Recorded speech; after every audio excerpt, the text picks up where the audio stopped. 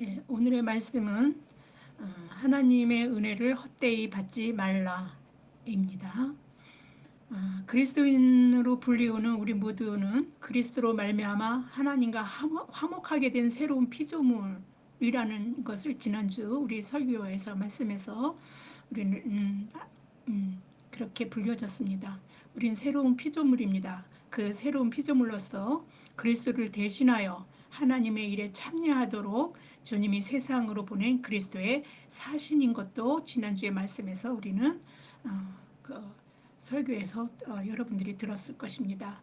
그리스도의 은혜로 죄의 사하심을 받고 우리가 하나님과 화목하게 되어 구원받은 존재로 살아간다는 것은 우리로 하여금 세상이 화목하도록 하는 직분을 받은 그리스도의 사신으로 사는 것입니다. 그리스도의 사신으로 사는 그 이와 같은 삶을 하나님이 우리에게 부탁하셨다라고 사도 바울은 말하고 있습니다. 하나님이 명령하셨다라고 해도 하나님이 말씀이니까 하나님의 자녀인 우리는 순종하는 것이 마땅하다 할 터인데 아무 부족함도 없고 어떤 무언가로부터 도움도 하나도 필요 없으신 자존하시는 하나님께서 우리에게 아쉬움이 없으신 분이시지 않습니까? 그런데 우리에게 부탁하셨다는 것입니다. 이 안에서 하나님의 사랑을 여러분 느끼십니까? 이 말 한마디로 말미암아 하나님의 사랑과 은혜를 그 말 한마디만 가지고도 우리를 넘치게 한다는 것을 경험하시기를 바랍니다. 고린도후서 5장 18절에서 19절 말씀입니다. 모든 것이 하나님께로서 났으며 그가 그리스도로 말미암아 우리를 자기와 화목하게 하시고 또 우리에게 화목하게 하는 직분을 주셨으니 곧 하나님께서 그리스도 안에 계시사 세상을 자기와 화목하게 하시며 그들의 죄를 그들에게 돌리지 아니하시고 화목하게 하는 말씀을 우리에게 부탁하셨느니라. 네, 우리는 원래 죄로 인하여 하나님과 화목할 수 없는 존재였습니다. 하나님은 의로우셔서 죄를 그냥 죄가 없다 이게 하실 수가 없어요. 의는 죄를 심판하는 겁니다. 그래서 그 공의와 정의는 이런 죄의 값을 치르게 하는 거. 그래서 그런 것들을 의라고 얘기합니다. 죄는 마땅히 그 값을 치러야 하는 것입니다. 그리고 그 값은 사망입니다. 로마서 6장 23절에는 그 말씀이 있습니다. 죄의 싹은 사망이요 하나님의 은사는 그리스도 예수 그리스도 우리 주 안에 있는 영생이니라. 내 죄에 대하여 마땅히 값을 치르는 것이 의라는 것입니다. 죄 없는 이를 통해 인류의 죄값을 치르게 하시고 죄 없는 이가 누구입니까? 바로 예수 그리스도이십니다. 어린 양 예수, 우리는 그렇게 얘기하죠. 그 죄 없는 그 예수 그리스도를 통해서 인류의 그 죄값을 치르게 하시고 누가요? 하나님이요. 다시 당신과 그 하나님과 화목하게 하도록 하신 것이 바로 그걸 두고 우리는 하나님의 의라고 말합니다. 그리고 하나님의 의를 이룬 그 일을 당신의 독생하신 아들 예수 그리스도를 통해서 이루신 것입니다. 그리고 예수 그리스도를 믿는 그 사실을 믿는 우리 그리스도인들이 하나님의 의가 되게 하셨다는 것입니다. 하나님 의가 되겠다 하셨다는 게 뭡니까? 죄값을 치르게 하셨다는 겁니다. 이제 의인으로 믿음으로 말미암아 의롭게 되었다함을 받았다라는 말하고 같은 말이 되는 것입니다. 죄인된 우리의 믿음으로 말미암아 우리는 의롭게 된 것입니다. 고린도후서 5장 21절 말씀입니다. 하나님이 죄를 알지도 못하신 이를 우리를 대신하여 죄로 삼으신 것은 우리로 하여금 그 안에서 하나님의 의가 되게 하려 하심이라. 창조의 하나님은 세상을 처음 창조하실 때만 일하시고 그 후로 창조를 멈추신 것이 아니라 이제는 예수 그리스도를 믿음으로 의롭다라고 그 예수 그리스도를 믿음으로 말미암아 의롭다라고 여김을 받은 우리를 통해서 우리가 하나님과 함께 일하며 창조의 역사를 지금도 하나님은 이루어가고 계십니다. 제가 어제 좀 운동 삼아서 좀 가다가 전철을 타고 갔는데 책을 읽는데 유진 피터슨의 그 현실 하나님의 세계라는 책을 제가 읽으면서 가는데, 오늘 설교 말씀에 대한 제가 이제 이 사실을 쓰고 난 다음에 여러 가지 책을 이제 보면서 이제 그 하나님 주신 은혜로 쓰긴 했는데, 그것을 확인이라도 받듯이 하나님의 창조의 그 사역이 지금도 그것을 우리가 지금 하나님을 믿는 믿음 안에서 우리가 살아내고 있다라는 것들을 유진 피터슨도 함께 그 이야기를 하고 있어서, 아, 내가 전하는 이 말씀이 틀린 것이 아니구나라는 그것을 확인을 받는 것 같아서 너무 하나님께 감사를 했던 일이 있습니다.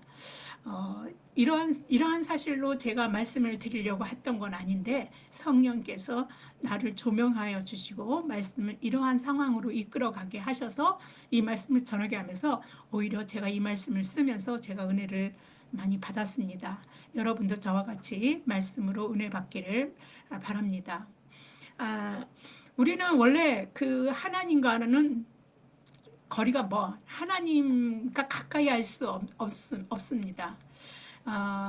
죄로 죽을 수밖에 없는 이 세상을 살면서 우리는 살면서도 하나님께서 죄값을 치러주심으로 말미암아 우리는 구원을 받았습니다.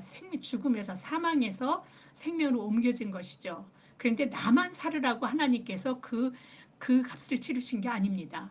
세상을, 죄로밖에 죽을 수 없는 세상을 생명으로 옮기시는 일도 하나님께서는 하시려고 예수 그리스도를 통해서 그 길을 열어놓으신 것입니다. 근데 그 길을 하나님께서 누구에게요? 저에게, 여러분에게, 하나님을 믿음으로 고백한 자들에게 그 일을 하시는 겁니다. 그러면 여러분이 나가서 막 예수 그리스도를 믿으세요, 막 이렇게 떠들어야 된다는 겁니까? 아닙니다. 그렇게 하는 일을 특별히 받은 사람들도 있습니다.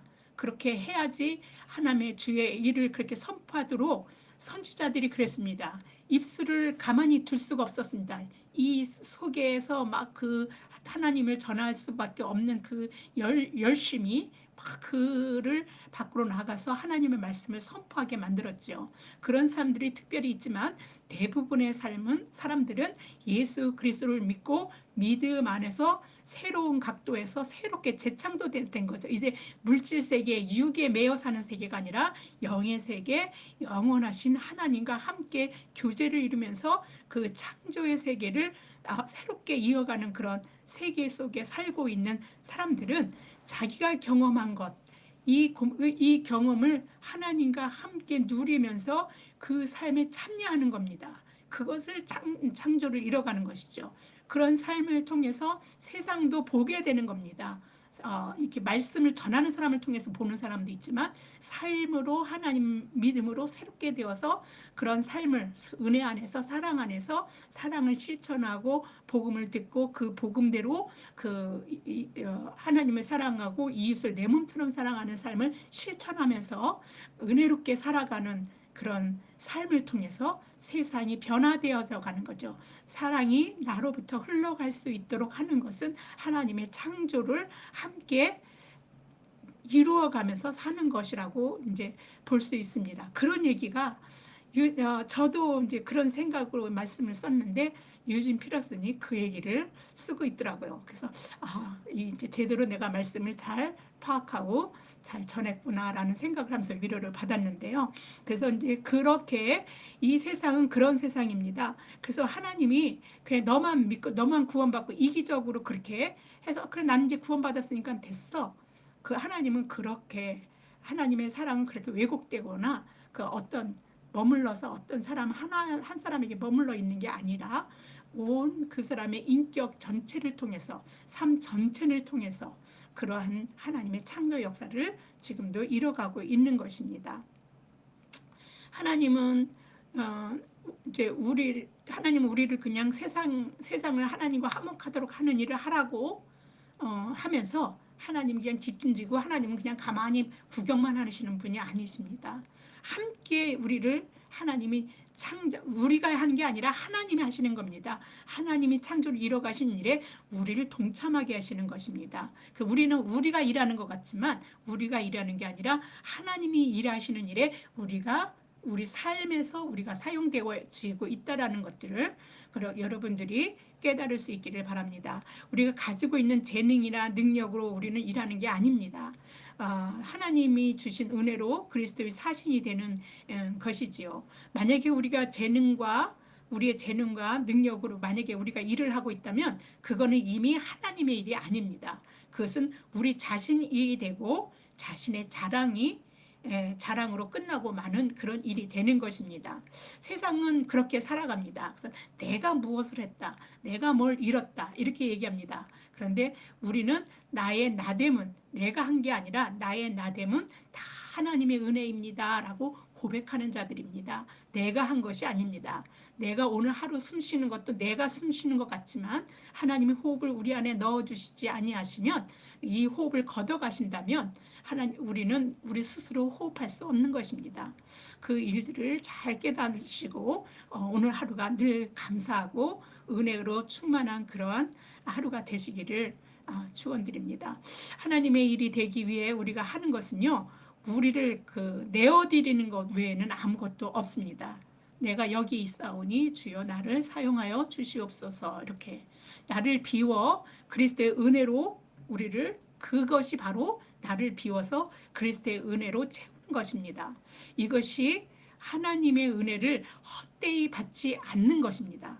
그래서 바울 사도가 오늘 설교 본문 제목이 하나님의 은혜를 헛되이 받지 말라. 자기가 그냥 난 구원 받았어. 그냥 그걸로 그러고서 나는 나대로 막 그냥 이렇게 살아가는 게 아니라 이렇게 하나님의 화목해 하라는 세상을 향해서 나만 하나님과 화목해 된 게 아니라 세상도 화목해 하라는 하나님의 명령의 말씀에 순종해서 하나님의 그리스도의 사신이 되어서 삶을 창조 역사 안에 나를 내어드리는 것, 그것이 하나님의 은혜를 헛되이 받지 않는 것이죠.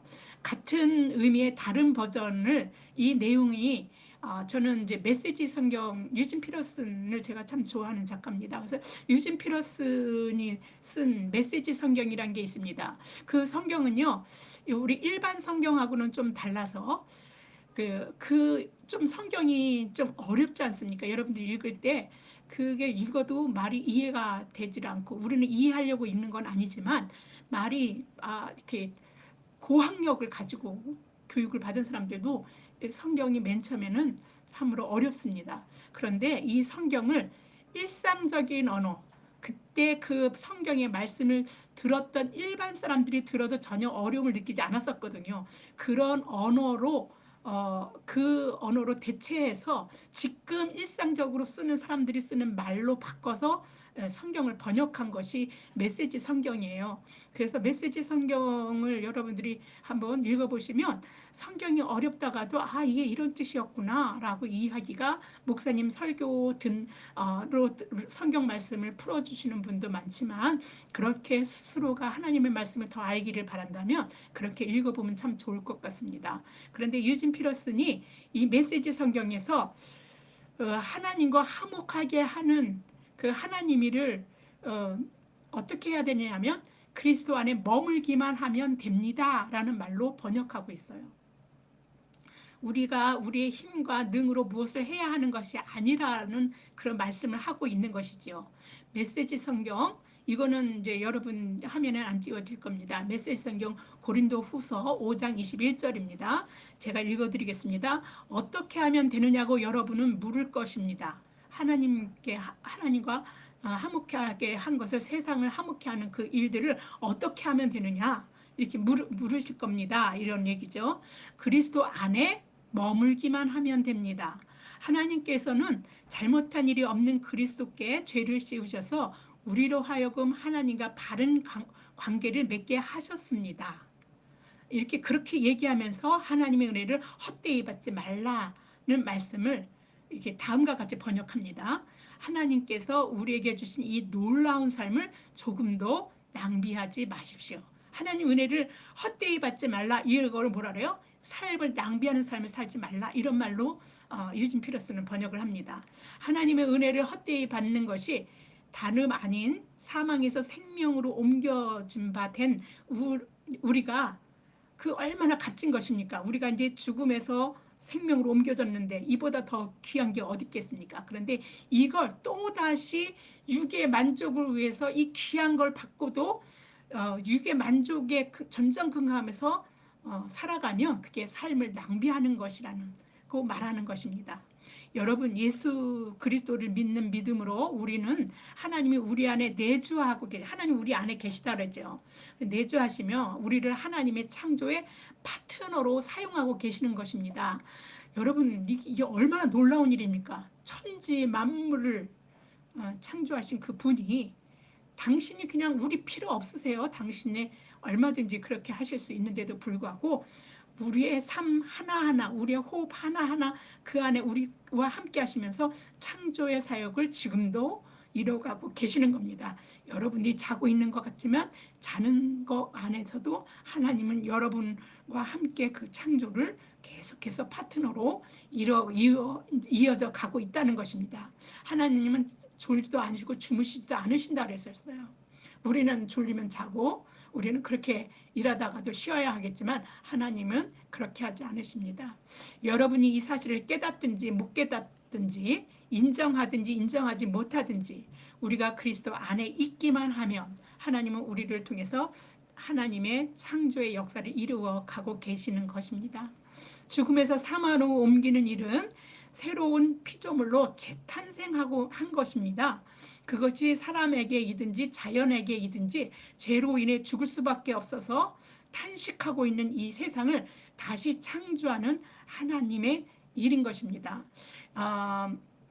탄식하는 소리가 여러분 들리지 않습니까? 여기저기서 전쟁이 일어나고 여기저기서 자연재해로 인해서 울부짖는 소리들이 이게 죄로 인해서 이게 죽어가는 이 문제를 해결하지 못하고 있는 이 세상의 그 아픔의 탄식 소리거든요. 이런 소리들이 이런 속에서 그래도 하나님을 믿는 사람들을 통해서 하나님이 하나하나 바로잡아가거나 치유하거나 회복하거나 그러면서 그런 상황 속에서, 그런 삶 속에서 우리가 보지 못하고 있던 천국, 하나님과 함께 하시면 온전한 세상, 이러한 눈물과 고통이 없는 그런 완전한 곳, 그런 곳들을 바라다 볼 수 있도록 그렇게 하시는 것입니다. 그래서 이제 로마서에는요, 사도 바울이 이렇게 하는 회복을 피조물도 탄식하며 썩어짐의 종로로 타는 데서 해방되기를 바란다라는 말로 표현하고 있습니다. 저는 이 말이 너무 은혜가 됐어요. 그래서 내가 정말 하나님의 자녀로서 제대로 살아야 되겠다. 그래서 자연을 좀 망치는 어떤 좀 폐기물이나 이런 것도 내 하나의 조그만 행동 하나가 자연을 아프게 할 수 있겠다. 자연은 나더러 온전히 살아서 이게 회복되기를 바라는 기대하는데 나는 내 행동이 망치는 건 아닌가, 이렇게 좀 조심하기도 하는데, 그러한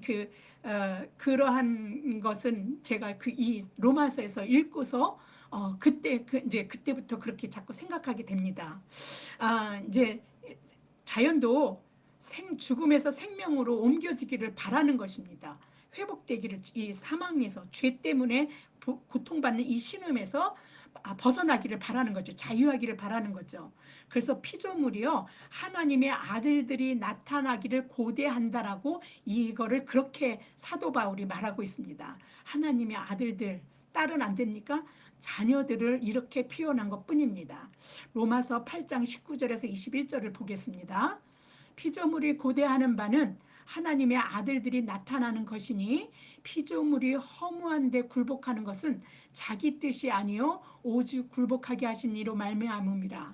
그 바라는 것은 피조물도 썩어짐의 종로로 탄 데서 해방되어 하나님의 자녀들의 영광의 자유에 이르는 것이니라. 얼마나 은혜가 됩니까? 우리가 온전히 제대로 하나님 자녀로서 어떻게 제대로 살아야 하는지가 이거 읽으면은 그렇게 느껴집니다. 제대로 살고 있는지는 잘 모르겠어요. 맨날 하나님 앞에 죄를 또 반복해서 짓는 것 같아서 회개만 합니다. 그래서 하여튼 우리가 예수 그리스도를 믿고 사망에서 생명으로 옮긴 바 된 자들로서 만약에 우리가 여전히 우리의 삶을 육을 따라 육신의 일을 날마다 생각하고 살고 있다면 그것이 바로 하나님의 은혜를 헛되이 받는 것입니다. 사도 바울은 육신의 생각은 사망이고 하나님과 원수가 된다라고 했으며, 이와 같이 육신에 있는 사람은 하나님을 기쁘시게 할 수 없다라고 했습니다. 하나님의 창조의 사역 거기에 조금도 참여할 수가 없는 것입니다. 로마서 8장 5절에서 7절 말씀을 보겠습니다. 육신을 따르는 자는 육신의 일을, 영을 따르는 자는 영의 일을 생각하나니 육신의 생각은 사망이요 영의 생각은 생명과 평안이니라. 육신의 생각은 하나님과 원수가 되나니 이는 하나님의 법에 굴복하지 아니할 뿐 아니라 할 수도 없음이라. 육신에 있는 자들은 하나님을 기쁘시게 할 수 없느니라. 네, 예수 그리스도를 믿음으로 우리는 하나님과 화목하게 되었습니다. 그런데도 불구하고 육으로 돌아가서 다시 무엇을 먹을까 무엇을 입을까 전전긍긍하면서 다시 그렇게 하나님과 원수되는 것처럼, 그렇게 하나님과 전혀 상관없이 사는 사람처럼 그렇게 살아가는 것처럼 어리석고 미련한 게 어디 있겠습니까? 이거는요 마치 개가 토한 것을 도로 먹는 격이기도 하고요. 씻은 돼지가 다시 우리의 그 더러운 바닥에 다시 뒹구는 거라, 그러니까 구원받았다는 게 아무 소용이 없어져 버리는 것이죠. 이렇게 그 놀라운 일, 예수님이 목숨값으로 우리를 구원해 주셨는데 그거를 그렇게 그냥 헛되게 만드는 것입니다. 그래서 하나님의 은혜를 헛되이 받지 말라. 이 헛되이라는 말이 제가 그냥 어이쿠 이런 말이 생각이 그렇게 될 정도로 그래 우리가 그렇게 저한테는 다가왔었습니다. 우리가 그리스도 안에 있을 때 우리의 지금은 참으로 하나님의 창조사역에 동참하는 이 지금이라는 시간이요, 그 동참하는 은혜의 시간이고 구원의 날입니다. 언제요? 그냥 가만히 있어도 그런 게 아니라 하나님의 그 구원을 받고 믿고 난 다음에 그리스도 안에 있을 때, 육을 입고서 전전긍긍하면서 무엇을 입을까 무엇을 먹을까 전전긍긍하고 살아가는 것에 있다는 게 아니라 그리스도 안에 있을 때 그 진정한 생명을 얻은 구원의 삶을 사는 그 그리스도 안에 있을 때 우리는요 그 하나님의 사역에, 창조의 사역에 동참하는 은혜의 시간이고 구원의 날인 것입니다. 넌센스 질문을 들은 일이 있습니다. 그 TV를 보다 보니까 말장난하는 것 같지만 누구도 이제 부정할 수 없는 어떤 진실이 그 안에 담겨져 있더라고요. 여러분, 금은 금인데 세상에서 가장 비싼 금이 무엇인지 아십니까? 세상에서 가장 비싼 금은요, 황금도 아니고 백금도 아닙니다. 지금이라고 합니다. 과거는 이미 지나간 것이기 때문에 우리가 움켜쥐고 소유할 수 없습니다. 그냥 우리가 과거에 우리의 기억 속에 있지만 추억으로 꺼낼 수 있는 것도 한정돼 있고, 우리의 무의식 속에 들어있지만 언제는 그것조차 꺼냈을 수 없을 정도로 그냥 잊혀질 수도 있는 것이죠. 과거라는 시간은 우리에게 아무런 영향력을 미칠 수가 없고 나를 조금 더 한 단계 위로 올리거나 그렇게 그 시간이 나에게 영향을 미칠 수 없습니다. 또 그래, 과거는 또 우리가 막 맘대로 막 바꿀 수 있고, 내가 과거에 저 때문에 어리석었어, 내가 좀 똑똑한 삶으로 지혜롭게 하는 삶으로 나는 내 과거를 바꿔봐야 되겠다 할 수 없죠. 여러분 그렇게 할 수 있겠습니까? 할 수 없습니다. 시간의 능력을 가진 자라면 되겠죠. 시간의 능력은 누가 갖고 있습니까? 하나님만 가지고 있는 것입니다. 미래는 어떻습니까? 미래도 아직 오지 않은 시간을 우리가 어떻게 하겠습니까? 우리가 오지 않은 시간을 가질 수 있습니까? 못 갖습니다. 우리가 의도대로 우리 미래를 주도적으로 막 소유해서 우리 마음대로 할 수 있습니까? 없습니다. 시간 중에 하나님이 우리에게 주신 거, 그래서 그 시간을 뭐라 하면 영어에서는 present이라고 합니다. present. 다른 뜻으로 하면 선물이란 뜻도 됩니다. 그러니까 하나님이 우리에게 선물로 주신 그 시간을 선물로 주신 게 있다면 그것은 바로 현재, 지금인 것입니다. 지금만이 온전히 나의 몫인 겁니다. 여러분의 몫입니다. 이 지금만 내가 어떻게 할 수 있어요. 이 지금이라는 시간만. 그 시간이 바로 주 안에, 그래서 그 시간, 그 지금이라는 시간이 우리 그리스도 안에 있는 그리스도인들, 주 안에 있는 그리스도인들에게는 바로 그 지금이, 뭐 과거에 옛날에 내가 믿었었어가 아닙니다. 옛날에는 내가 많은 사람을 도왔었지, 그게 아닙니다. 앞으로 내가 그럴 것입니다가 아닙니다. 믿겠습니다. 내가 요 일만 잘 끝나고 나면 믿겠습니다. 그게 아니라 지금 현재 그리스도를 믿고 주 안에 있는 지금 이 시간이 바로 은혜의 때예요. 구원의 날이라고, 그렇게 구원의 날이라고 구약의 이사야서 49장 8절을 인용해서 사도 바울이 말하고 있습니다. 저는 이 말씀을 되게 좋아합니다. 그래서 사람들을 위로할 때 이 말씀을, 그리고 경각심을 일으키고 싶을 때, 너무 현실적인 것에 매여서 힘들어할 때 이 말을 저는 많이 권면을 해줍니다. 아주 좋아하는 말이죠. 고린도 후서 6장 2절 말씀입니다. 이르시되 내가 은혜 베풀 때에 너에게 듣고 구원의 날에 너를 도왔다 하셨으니 보라 지금은 은혜 받을 만한 때요 보라 지금은 구원의 날이로다. 이 말을요, 제가 이제 메시지 성경에서는 어떻게 하고 있나 이게 보니까 이렇게 됩니다. 가장 알맞은 때에, 내가 지금 조금 아까 읽어드린 이 말씀을 이렇게 말합니다. 가장 알맞은 때에 내가 너희 외치는 소리를 들었다. 내가 나를 필요로 하던 그날에 내가 너를 도우려고 거기 있었다. 지금이야말로 하나님께서 들으시는 때요, 그분께로부터 도움을 받을 날입니다. 이렇게 써져 있어요. 이사야 49장 8절의 말씀은 원래 이스라엘 백성이요, 바벨론 포로에서 완전히 노임을 받고 회복된다는 그 사실을 하나님이 이사야 선지자를 통해서 선포하는 그런 말입니다. 이스라엘 백성에게 우리는 예수 그리스도를 믿고 예수 안에 있으면 원래 죄의 포로에서 완전히 노임을 받고 회복되어 지금이라는 그 시간 하루하루가 하나님이 은혜 안에 살게 되는 것입니다. 우리가 우리의 영육을 온전히 하나님께 맡기고 하나님만 의지하면 하나님은 우리 외치는 소리, 뭐 외치는 소리뿐이겠습니까? 은밀한 소리, 마음의 소원까지도 들으시는 하나님이십니다. 소리를 안 내도 우리 마음까지 그 소리를 읽으시는 분이시거든요. 그런데요, 우리가 외치고 있으면 하나님이 안 들으시겠습니까? 우리의 외치는 소리를 들으시고, 우리가 참 공군하고 힘들 때 하나님 앞에 어떻게 주여 외치지 않습니까? 하나님 반드시 들으십니다.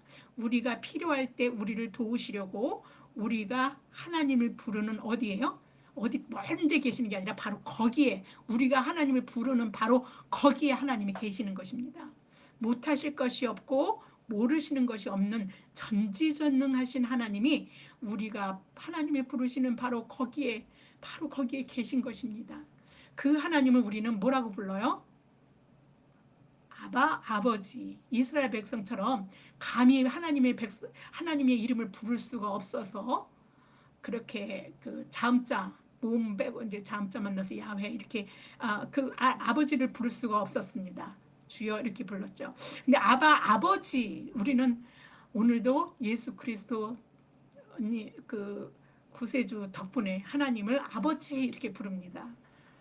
이보다 더 이 세상을 살면서 더 든든한 내 아버지가 되시는, 아버지라고 부를 수 있는 분이 하나님이라는 것보다 더 든든한 뒷배가 여러분에게 있습니까? 어떤 인간이 하나님을 대적할 수 있습니까? 그 하나님이 우리의 아버지가 되시는 것입니다. 나와 여러분의 아버지시죠. 우리가 예측할 수 없는 상황에 처하여 어떠한 공경한 입장에 있든지 우리 안에서 사도 바울처럼 이와 같은 말이 우리를 일으켜 세우는 것입니다. 하나님을 믿게 되면 아버지라고 부르게 되는 그 사람들 마음속에는요, 뭐가 있는 줄 아십니까? 빌립보서 4장 13절입니다. 내게 능력 주시는 자 안에서, 하나님 안에서, 하나님이 그죠? 주 안에서 내가 모든 것을 할 수 있느니라 이렇게 말합니다. 네, 이거는 바울 얘기가 아니라 나의 얘기가 되기도 하고 여러분의 말이 되어야 합니다. 사도 바울은 복음을 그 삶으로 담아내고 전하는 복음의 담지자로서 그리스도의 사자가 돼서 예수 그리스도로 말미암아 하나님과 화목하게 되어 사망에서 생명으로 옮기는 이 놀라운 그 복음을 전하면서 혹시라도 하나님을 부수가 될까봐 비방받지 않게 하기 위해서 겪는 그 많은 일을 통해서 세상이 자신을 보는 것과 자신이 세상을 하나님과 화목하게 하기 위해서 살면서 실제로 경험되어지고 느껴지는 자신이 얼마나 다를 수 있는지, 세상은 경험할 수도 없고 알 수도 없고 맛볼 수도 없는 삶을 고백합니다. 오늘 말씀 속에 그게 들어 있습니다. 비교할 수 없는 그 미미함이라고 할지라도요, 우리가 복음을 듣고 복음을 말씀대로 살려고 그 복음을 그 담안에 담고 있는 우리들, 담지자가 된 우리들, 그렇게 복음으로 살려고 하는 우리들 또 모두 뱉어내는 고백이기도 합니다. 우리는 바울처럼 못해요. 바울은 뭐라고 했습니까? 매맞음과 갇힘과 난동과 수고를, 우리는 그렇게 그걸 경험 안 할 수도 있습니다. 그런데요, 가까운 사람으로부터 배신을 당한 일과 뭐 이럴 수 있겠죠. 그죠? 돈이 없어서 좀 안절부절했었던 그런 일과, 그리고 뭐 하여튼 뭐 여러 가지 아픔으로 건강이 안 좋아서 막 그랬던 일과 이런 말들을 그 바울과는 조금 다른 말도 고난, 고통을 이야기하면서 그런 말들을 했다라고 고백할 수 있을 것입니다. 그런데 세상 사람들은 그런 일들을 겪으면요, 그냥 어떤 사람은 감당할 수 없어서 그냥 목숨을 끊는 사람들이 있습니다. 그죠? 근데 우리는 세상은 겪지 못할 하나님의 은혜가 그 안에 우리 안에 비집고 이렇게 들어와서 그걸로 대체되는 거죠. 그 고난이 하나님의 은혜로 완전히 대체돼서 그 문제가 해결돼서가 아니라 하나님의 은혜가 나에게 차고 넘치는 것을 통해서 문제가 문제로 느껴지지 않는 것들을 경험하고 우리는 살아갑니다. 우리는 사도 바울처럼 겪은 그런 거는 비교할 수는 없는 삶을 삽니다. 사도 바울은 워낙 그 많은 어려움을 겪었기 때문에. 그렇지만 이런 그 사도 바울과는 조금 다르겠지만 세상을 살면서 겪는 거, 또 사도 바울이 겪어서 경험해서 한마디 한마디 썼던 그 한마디 한마디를 우리가 읽다 보면요, 그 뼈마디와 우리의 살을 채우는 우리 그 몸의 하나하나에 다 스며들어서 채워져 갔고요, 우리 영혼을 성령 충만함으로 우리 삶을 기쁨으로 넘치게 하는 고백이기도 합니다. 그래서 제가 이 말씀은 그냥 읽을 수가 없어서 저는 이 말씀이 너무 은혜돼서 오늘 여러분들 이렇게 넘길 수 없어서 오늘 여러분에게 설교로 말씀을 전하는데, 그래서 3절에서 10절까지 좀 길지만 제 말이 아니라 사도 바울이 말한 말에서 그것을 자기의 고백으로, 그래서 자기의 삶으로 말씀하시기 위해서 제가 조금 더 생략하지 않고 3절에서 10절을 다 읽으려고 합니다. 제가 말 한마디 사람의 내 말로 하는 것보다 훨씬 더 은혜가 되실 것이라고 믿습니다. 우리가 이 직분에 비방을 받지 않게 하려고 무엇에든지 아무에게도 거리끼지 않게 하고 오직 모든 일에 하나님의 일꾼으로 자천하여 많이 견디는 것과 환난과 궁핍과 고난과 매맞음과 갇힘과 난동과 수고로움과 자지 못함과 먹지 못함 가운데서도 깨끗함과 지식과 오래 참음과 자비함과 성령의 감화와 거짓이 없는 사랑과 진리의 말씀과 하나님의 능력으로 의의 무기를 좌우에 가지고 영광과 욕됨으로 그러했으며 약한 이름과 아름다운 이름으로 그러했느니라. 우리는 속이는 자 같으나 참되고 무명한 자 같으나 유명한 자여 죽은 자 같으나 보라 우리가 살아있고 징계를 받은 자 같으나 죽임을 당하지 아니하고 근심하는 자 같으나 항상 기뻐하고 가난한 자 같으나 많은 사람을 부요하게 하고 아무것도 없는 자 같으나 모든 것을 가진 자로다. 그래서요, 그리스도인들을요, 사람들이 초기에 그리스도인들을 뭐라 그랬어요? 세상이 감당지 못할 사람이라고 그랬어요. 죽음으로도, 죽음 협박으로도 그들의 신앙을 꺾을 수가 없을 정도로 세상이 감당하지 못하는 자라고 말했습니다. 그리스도 안에 사는 우리에게도 바울이 겪었던 정도는 아니지만 바울이 언급한 환난과 궁핍과 곤란함을 다 겪고 살아갑니다. 인간은 이스라엘 백성에게 목이 곧은 백성이라고 한탄하시면서 질타하셨던 것처럼 나름의 환난과 궁핍과 곤란을 만나지 않으면요, 입으로 하나님을 부르지 않습니다. 하나님 찾지도 않아요. 왜냐면 내가 다 하나님 부를 필요가 없는데, 다 되는데. 그들의 생각과 마음에 도무지 하나님이 계실 자리가 남아있지 않습니다. 지금도 마찬가지죠. 이사야서 29장 13절을 보겠습니다.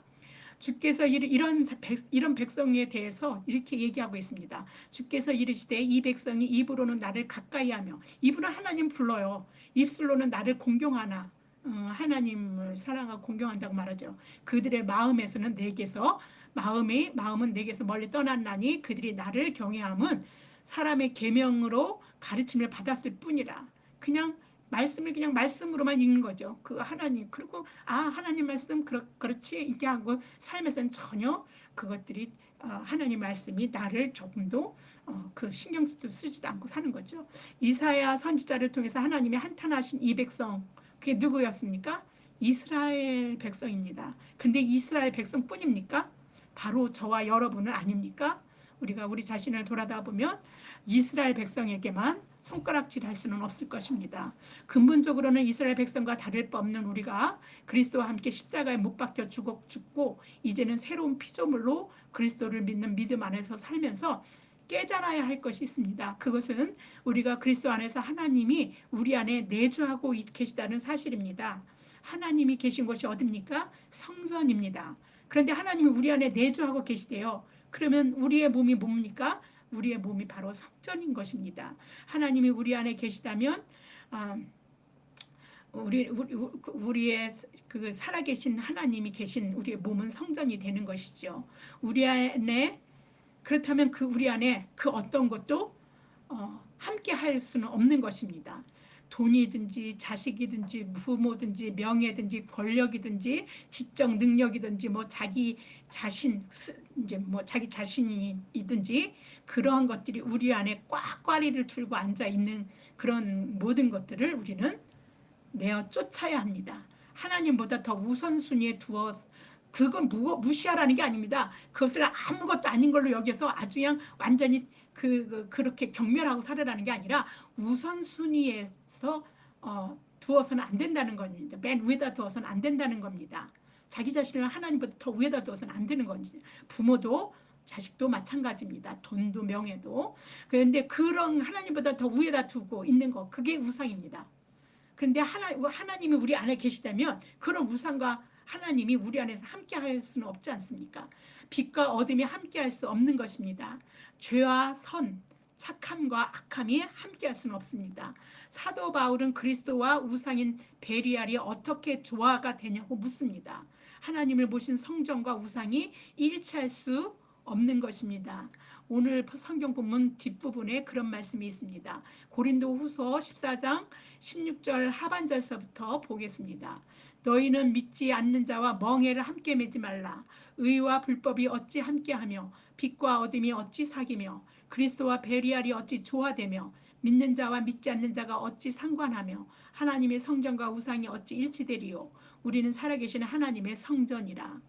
일치라는 말에 해당하는 헬라어 쉰카타데시스는 하나님 함께 찬성 투표를 하여서 승인한다, 이런 뜻이 있어요. 그러니까 우상은 하나님 자리에서 하나님을 대신해서 하나님 같아지려는 것입니다. 하나님의 자리를 탐하는 것입니다. 그 자리에 들어 앉아 있는 하나님과 반하는 그런 우상을 어찌 하나님과 함께 일치하게 하겠습니까? 원래 인간의 원죄가 하나님 같아지려는 데서 시작된 거 아닙니까? 선악과를 따먹으면 하나님 같아진다라고 꼬드겨서 이거 하나님 같아지는 거 하고 먹어서 우리가 원죄가, 인간의 죄가 거기서 들어온 거 아닙니까? 절대로 하나님의 성전인 우리 안에 우상이 있을 수 없습니다. 하나님이 우리 안에 계시다고 여러분이 우리 안에 모셔드렸다면 우리 안에 하나님 같아지려는 모든 것을 우리 안에서 내쫓아야 합니다. 이 새로운 피조물의 모습이어야 하는 겁니다. 옛날하고 똑같으면 그건 새로운 피조물이 아닌 것이죠. 그럴 때 진정한 하나님은 우리의 하나님이 되시고 우리는 하나님이 백성이 되며 하나님이 나의 아버지가 되시고 내가 아버지라고 부를 수 있는 것입니다. 그렇지도 않으면서 하나님을 아버지라고 부르면요, 하나님의 능력이 전혀 발휘되지 않습니다. 하나님의 창조의 사역이 역사하지 않습니다. 내가 거기에 동참할 수 없는 것입니다. 우리는 또 그렇게 된 우리는 그렇게 아버지라고 부를 수 있게 됐을 때 우리는 하나님의 진정한 하나님의 자녀가 되는 것입니다. 그리고 그것을 하나님은 약속하셨고 사도 바울은 구약 여러 곳에서 이렇게 되는 말씀의 약속의 말씀을 여러 곳에서 막 인용합니다. 그 말이 고린도후서 6장 16절 하반 이제 맨 마지막 부분이 세 부분으로 나눠져 있는데 그래서 A, B, C로 나눠서 이제 하반절에서부터 18절까지를 보겠습니다. 이와 같이 하나님께서 이르시되 내가 그들 가운데 거하며 두루 행하여 나는 그들의 하나님이 되고 그들은 나의 백성이 되리라. 그러므로 너희는 그들 중에서 나와서 따로 있고 부정한 것을 만지지 말라. 내가 너희를 영접하여 너희에게 아버지가 되고 너희는 내 자녀가 되리라. 전능하신 주의 말씀이니라 하셨느니라. 우리가 하나님 백성이 되고 하나님 자녀가 되어서 하나님을 아버지라고 부르려면요, 우리가 반드시 해야 되는 게 있습니다. 너희는 그들 중에 나와서, 이렇게 말합니다. 나와야 됩니다. 그들 중에, 이 표현은요, 이사야가 그의 백성들이 바벨론을 떠나서 그곳의 이교주의자들, 그들 속에 바벨론으로 포로로 잡혀가서 있을 때 이제 그들이 섬기는 신들 막 이런 것들에 젖어 있었습니다. 근데 그런 것들을 떠나서 그들 중에서 나와가지고 단절하라고 그 권하는 그런 말씀을 그 이사야 52장 11절 그 말씀을 인용해서 이렇게 지금 사도 바울이 말하고 있는 것입니다. 하나님은요, 우상 숭배하면서 하나님을 눈이 있어도 보지 못하며 귀가 있어도 듣지 못하는 이스라엘 백성을 징계해서 바벨론의 포로가 되게 했었어요. 바벨론의 손에 넘겨버렸었습니다. 이게 이제 예레미야 5장 11절 말씀으로 우리 한번 보겠습니다. 여러 곳에 이제 그런 얘기가 있지만 어떻게 하나님이 그들을 이렇게 바벨론 포로가 되게 하셨는지, 얼마나 그들이 죄를 졌는지 한 절만 보겠습니다. 예레미야 5장 11절 말씀입니다. 여호와의 말씀이니라 이스라엘 집과 유다의 집이 내게 심히 반역하였느니라. 그 뒤에가 더 읽어야 될 것 같습니다. 반역하였느니라 끝나면 안 되고 내용이 무엇인지를 봐야 되니까 여러분들의 본문에는 들어있지 않을 것 같습니다. 그들이 여호와를 인정하지 아니하며 말하기를 여호와께서는 계시지 아니하니 재앙이 우리에게 임하지 아니할 것이요 우리가 칼과 기근을 보지 아니할 것이며 선지자들은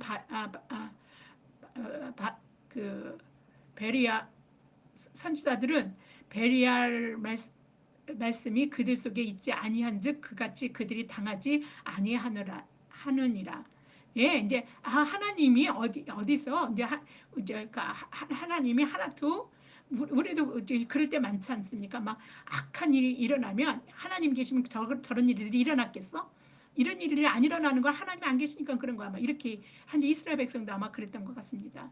예레미야 선지자는요, 이스라엘이 바벨론 포로가 될 것이라고 예언을 해야 했습니다. 아주 뼈아픈 그 예언을 해야 한 거죠. 하나님 하라고 하니까. 예레미야와 같은 선지자가 하나님의 말씀을 전한다고 하면서 만약에 우리나라가 망해서 다른 나라의 포로로 잡혀가서 살아야 된다라고 예언하고 있으면 아마 이스라엘 백성처럼 저도 그렇게 말해. 그렇게 하나님이 어디 있어? 그런 하나님이면 하나님도 아니지만 이렇게 말했을 것 같아요. 우리를 그렇게 한다면. 저도 그래서 많은 이런 이스라엘 백성 모습에서 내 모습을 보니까 많은 생각을 하게 하죠. 이스라엘은 하나님의 말씀을 믿지 않았고 심지어 하나님 계시지 않는다라고 말하면서 재앙은 내리지 않는다라고 했습니다. 자신의 백성의 나라를 망하게 하는 하나님은 하나님이 아니라는 것이죠. 자신의 나라가 바벨론에 의해 멸망당하고 백성들이 바벨론의 포로가 될 것을 하나님으로부터 듣고서 그 말을 예언해야만 했던 예레미야는 마음이 병들고 주야로 눈물을 흘린다라고 말했어요. 그래서 그 예레미야 선지자를 우리는 눈물의 선지자라고 부릅니다. 예레미야 9장 1절을 보겠습니다. 어찌하면 내 머리는 물이 되고 내 눈은 눈물 근원이 될고 죽음을 당한 딸 내 백성을 위하여 주야로 울리로다. 죽임을 당한 딸 누구예요? 이스라엘을 말하는 것입니다. 그러면서 예레미야 선지자는 이스라엘 백성이 포로에서 70년 후에나 이스라엘로 돌아올 것이라고. 그러니까 이제 우리는 금방 회복될 거야 그러지 말고 거기서 집도 짓고 아이도 낳고 일상을 그렇게 살으라고 그렇게 얘기합니다. 헛된 꿈 꾸지 말고 그 포로로 잡혀간 곳에서 그냥 살으라고 합니다. 그 얘기가 예레미야서 29장 4절에서 7절 말씀에 있습니다. 만군의 여호와 이스라엘의 하나님께서 예루살렘에서 바벨론으로 사로잡혀 가게 한 모든 포로에게 이와 같이 말씀하시니라. 너희는 집을 짓고 거기에 살며 텃밭을 만들고 그 열매를 먹으라. 아내를 맞이하여 자녀를 낳으며 너희 아들이 아내를 맞이하며 너희 딸이 남편을 맞아 그들로 자녀를 낳게 하여 너희가 거기에서 번성하고 줄어들지 아니하게 하라. 너희는 내가 사로잡혀 가게 한 그 성읍의 평안을 구하고 그를 위하여 여호와께 기도하라. 이는 그 성읍이 평안함으로 너희도 평안할 것임이라. 자기를 망하게 한 그 나라로 해서 기도하래요. 왜요? 뒤에 보면 어떻게 말합니까? 너희를 위해서 기도하라는 겁니다. 일단 살아야 하니까 평안을 구하라고 합니다. 예레미야서 29장 10절에는 또 이런 말씀도 있습니다. 여호와께서 이와 같이 말씀하시니라. 바벨론에서 70년이 차면 내가 너희를 돌보고 나의 선한 말을 너희에게 성취하여 너희를 이곳으로 돌아오게 하리라. 이스라엘 백성이 바벨론 포로로 70년을 자녀를 낳고 결혼해서 자손을 보고 살아간다면 이들이 바벨론이 섬기는 신들 문화 막 그 환경에 영향을 받지 않고 그들의 그 하나님을 믿는 그 정체성을 지키면서 하나님의 백성으로 정말 살아갈 수 있겠습니까? 이 쉬운 일이 아닌 것입니다.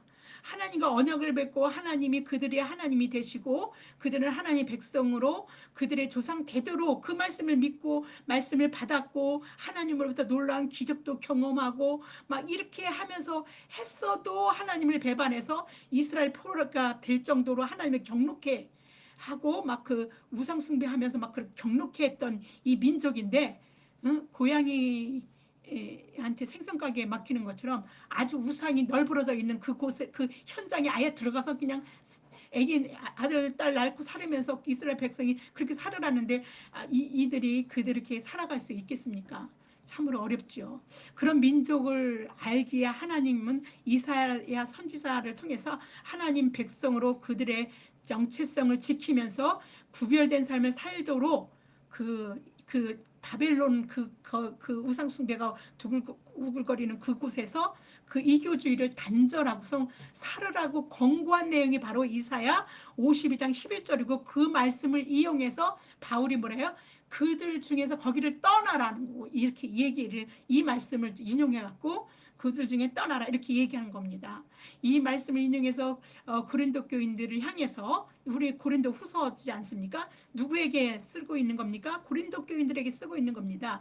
고린도도 어디입니까? 우상들이 막 거기도 뭐 황제도 숭배하고 그리스도 그 신들을 막 섬기고 막 이랬더니까 우상 섬기는 고린도 교인들 그런 환경에 있는 고린도 교인들이 그들은 하나님을 모신 자들이니까 하나님의 성전이지 않습니까?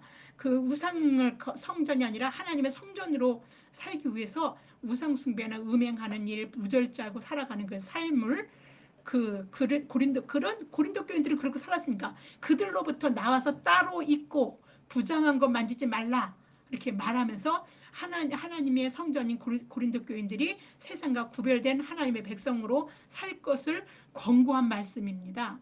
예수 그리스도를 믿는 모든 그리스도인들은 하나님의 자녀이며 하나님이 그들 안에 내주하여 계시는 하나님의 성전입니다.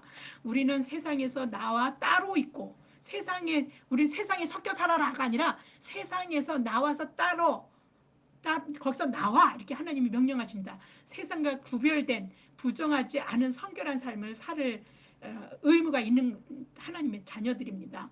하나님과 화목해 된 우리는요 세상을 하나님과 화목해 하도록 하는 직분을 받았어요. 그리고 우리는 오늘이라는 시간을 살아가는 것은요 그리스도의 사신으로 사는 것이 하나님의 그렇게 나와서 우리가 이 복음의 삶을 사는 것을 통해서 그걸 전하는 하나님의 자녀가 되는 삶으로 살아가는 것이 바로 그리스도의 사신으로 사는 것입니다. 그것이 그리스도인의 세상을 사는 방법입니다.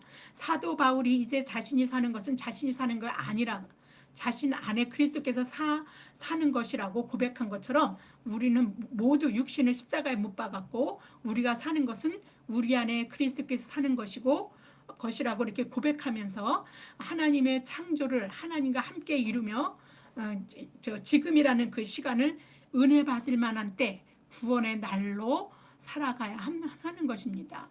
그래서 그렇게 살아가는 것이 어떤 겁니까? 하나님의 은혜를 헛되이 받지 않고 살아가는 것입니다. 갈라디아서 2장 20절입니다. 내가 그리스도와 함께 십자가에 못 박혔나니 그런즉 이제 내가 사는 것이 아니요 오직 내 안에 그리스도께서 사시는 것이라. 이제 내가 육체 가운데 사는 것은 나를 사랑하사 나를 위해 자기 자신을 버리신 하나님의 아들을 믿는 믿음 안에서 사는 것이라. 기도하겠습니다. 할렐루야. 참 좋으신 하나님 아버지 감사합니다. 하나님과 화목해 된 우리는 모두 그리스도의 사신으로 세상을 하나님과 화목하게 하는 직분을 받은 자들입니다. 이 사실을 깨닫게 하신 아버지 하나님께 감사를 드립니다. 그 직분을 잘 감당해서 하나님의 자녀인 우리를 통해서 그 피조물 어떤 한 피조물이라도 죄에서 종노릇에서 자유할 수 있도록 사망에서 생명으로 옮겨지는 하나님의 창조사에게 동참해서 하나님의 그 은혜를 헛되이 받지 않고 지금이라는 이 시간이 은혜 받을 만한 때 구원의 날이 될 수 있도록 성령님 우리 안에 내주하여 주시고 우리를 주장하여 주시고 우리를 인도하여 주시옵소서. 이 모든 말씀 우리 주 예수 그리스도 이름 받들어 감사하며 기도드립니다. 아멘.